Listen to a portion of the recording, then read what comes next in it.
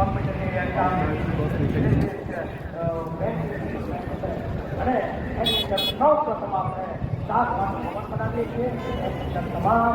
આ પર્વત તાલુકામાં જઈ રહ્યા છું અને અમારું એક લક્ષ્ય છે અને અમારું સ્વપ્ન પણ છે કે અહીંયા મારી જે દીકરીઓ બેઠી છે, મારી જે મહેનત બેઠી છે, એની દીકરી ત્યાં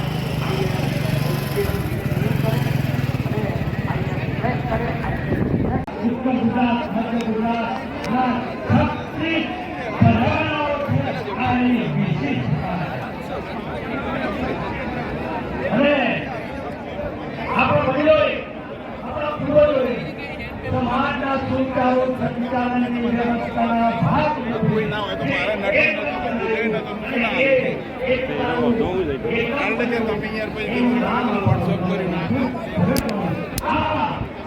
ગુજરાત